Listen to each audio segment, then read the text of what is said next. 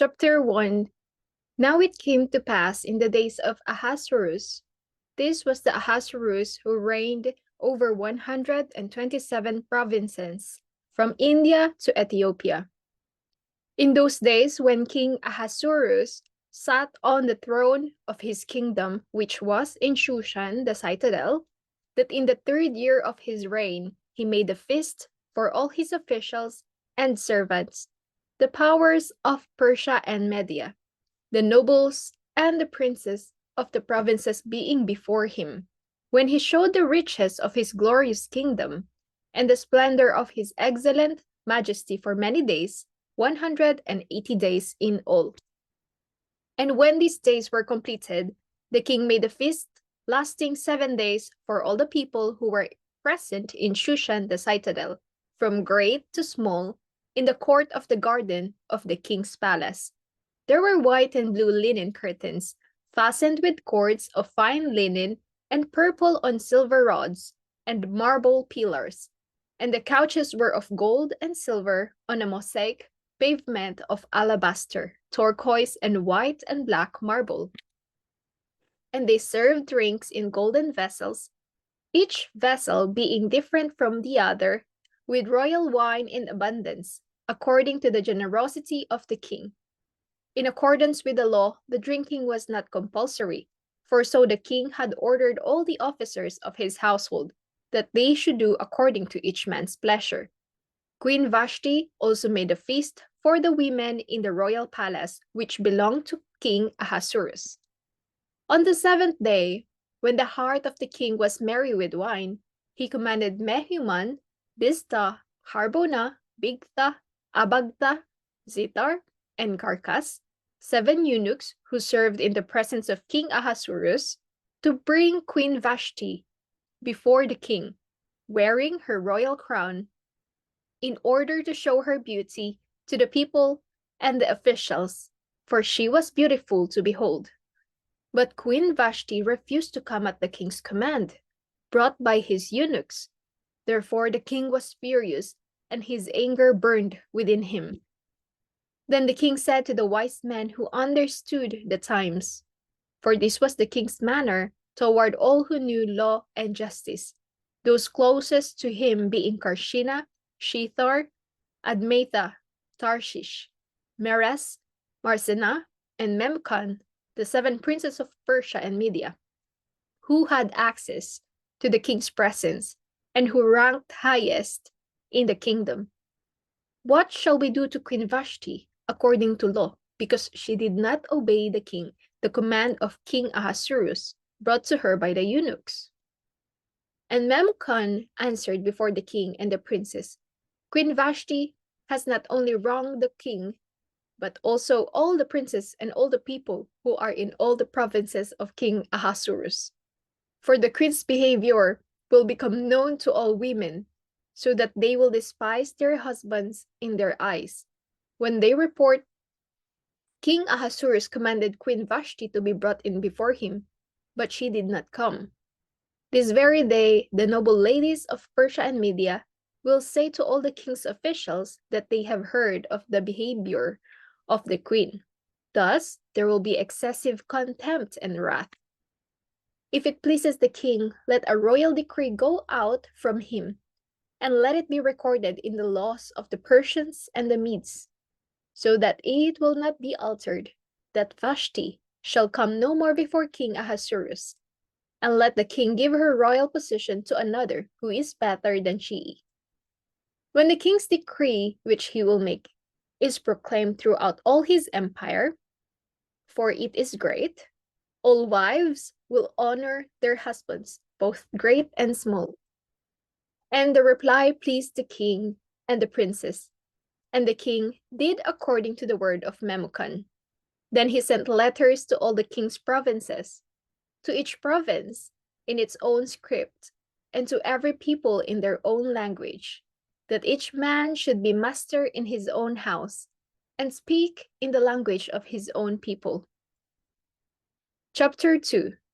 After these things, when the wrath of King Ahasuerus subsided, he remembered Vashti, what she had done, and what had been decreed against her, Then the king's servants who attended him said, "Let beautiful young virgins be sought for the king, and let the king appoint officers in all the provinces of his kingdom, that they may gather all the beautiful young virgins to Shushan, the citadel, into the women's quarters, under the custody of Hegai, the king's eunuch, custodian of the women, and let beauty preparations be given them. Then let the young woman who pleases the king be queen instead of Vashti." This thing pleased the king, and he did so. In Shushan, the citadel, there was a certain Jew whose name was Mordecai, the son of Jair, the son of Shimei, the son of Kish, a Benjamite. Kish had been carried away from Jerusalem with the captives who had been captured with Jeconiah, king of Judah, whom Nebuchadnezzar, the king of Babylon, had carried away. And Mordecai had brought up Hadassah, that is Esther, his uncle's daughter, for she had neither father nor mother. The young woman was lovely and beautiful. When her father and mother died, Mordecai took her as his own daughter.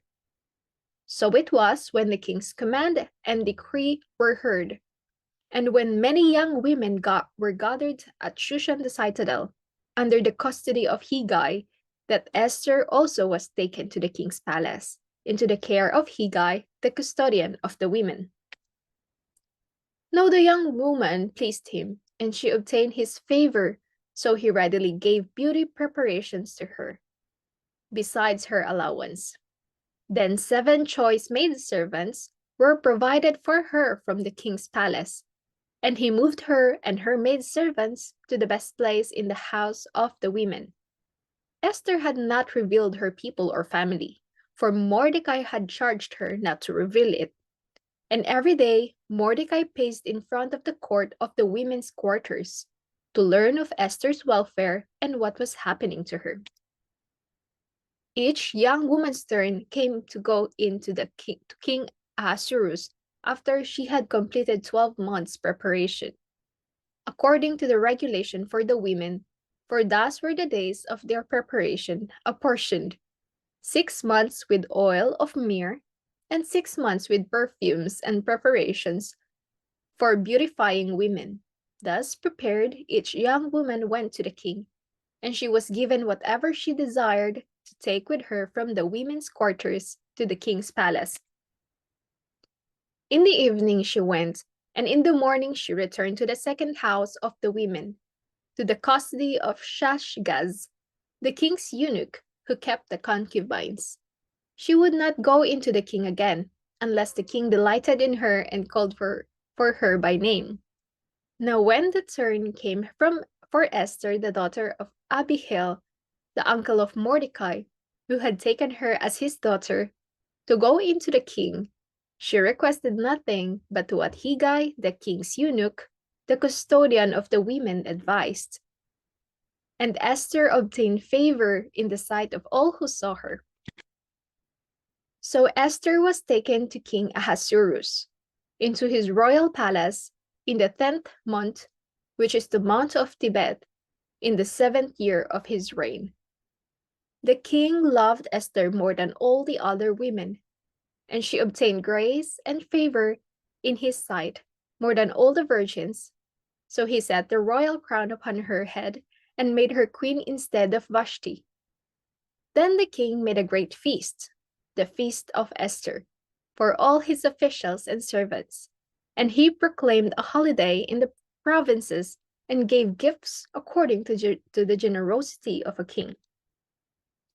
When virgins were gathered together a second time, Mordecai sat within the king's gate. Now Esther had not revealed her family and her people, just as Mordecai had charged her, for Esther obeyed the command of Mordecai as when she was brought up by him. In those days, while Mordecai sat within the king's gate, 2 of the king's eunuchs, Bigthan and Teresh, doorkeepers, became furious and sought to lay hands on King Ahasuerus. So the matter became known to Mordecai, who told Queen Esther, and Esther informed the king in Mordecai's name. And when an inquiry was made into the matter, it was confirmed, and both were hanged on a gallows. And it was written in the book of Chronicles in the presence of the king. Chapter 3. After these things, King Ahasuerus promoted Haman, the son of Hammedatha, the Agagite, and advanced him and set his seat above all the princes who were with him. And all the king's servants who were within the king's gate bowed and paid homage to Haman, for so the king had commanded concerning him. But Mordecai would not bow or pay homage. Then the king's servants who were within the king's gate said to Mordecai, "Why do you transgress the king's command?" Now it happened when they spoke to him daily, and he would not listen to them, that they told it to Haman, to see whether Mordecai's words would stand, for Mordecai had told them that he was a Jew. When Haman saw that Mordecai did not bow or pay him homage, Haman was filled with wrath. But he disdained to lay hands on Mordecai alone, for they had told him of the people of Mordecai. Instead, Haman sought to destroy all the Jews who were throughout the whole kingdom of Ahasuerus, the people of Mordecai.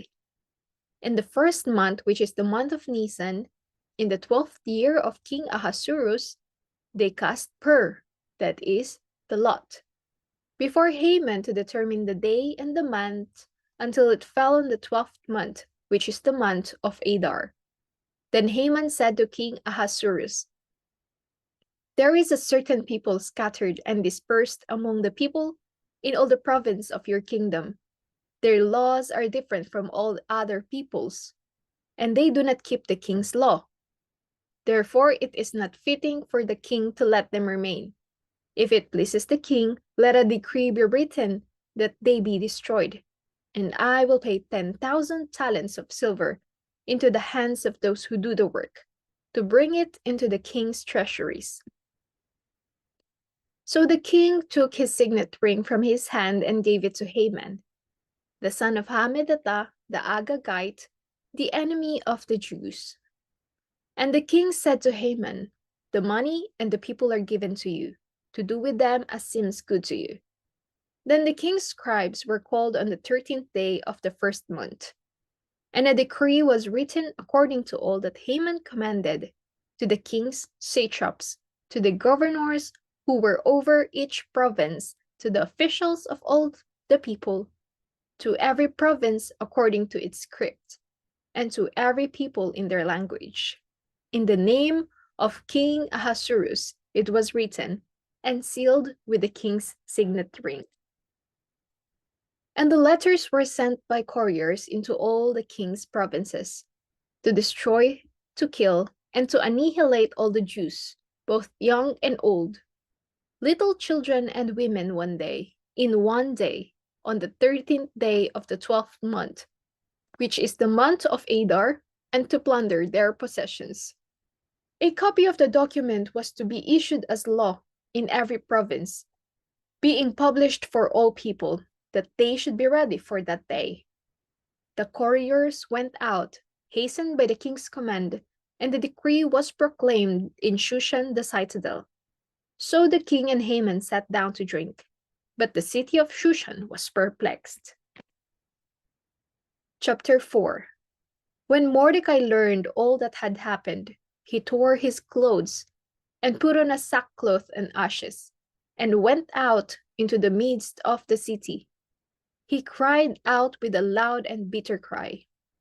He went as far as the front of the king's gate, for no one might enter the king's gate clothed with sackcloth.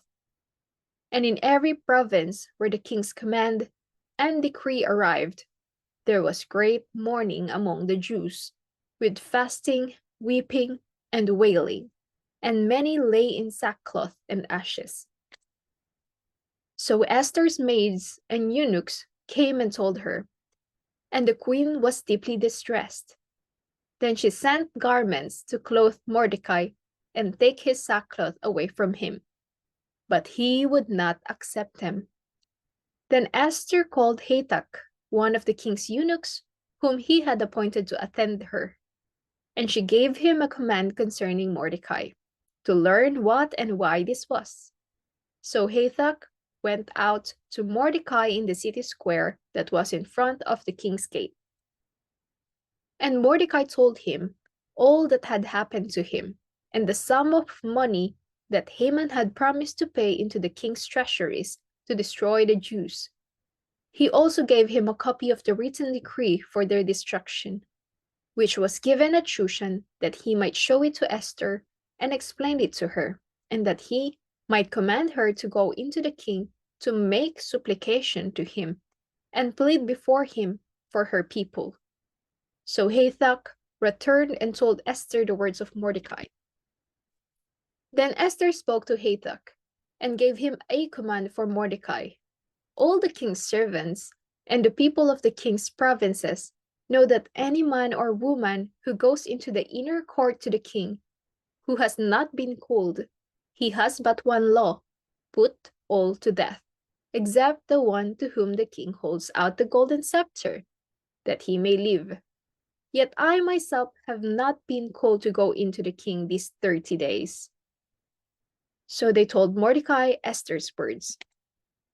And Mordecai told them to answer Esther, "Do not think in your heart that you will escape in the king's palace, any more than all the other Jews.